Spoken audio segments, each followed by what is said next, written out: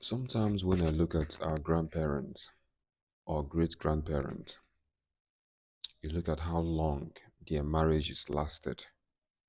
Some of them have been married for 50 years, some have been married for 60 years. At the end of the day, the only thing that separates them is death. Now, when you begin to study what has been the reason behind the longevity of their marriages, and you begin to compare it to what we see today, you begin to ask a lot of questions. The first question is, why is it that marriages those days last than what we see today? Is it because that they were not having problems? No, they do have problem.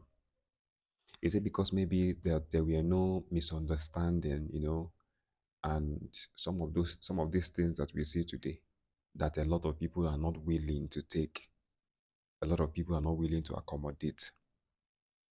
Those things were in place back in those days. But I think that one of the major reasons why today's marriage is the way it is because of the presence of social media. Now, don't get me wrong. One of the worst things that have happened to this generation is social media.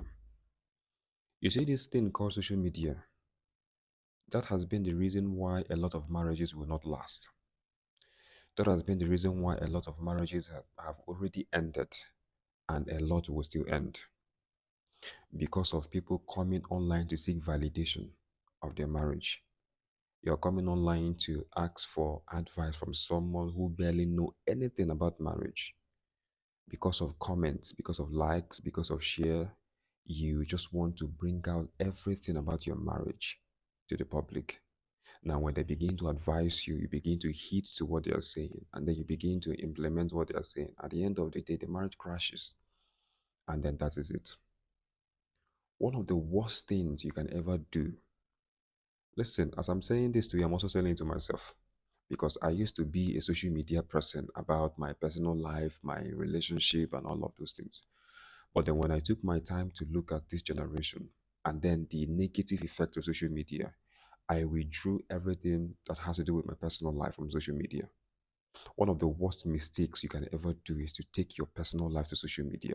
Your marriage, your relationship, your success, things that you know that directly affect you, take it to social media.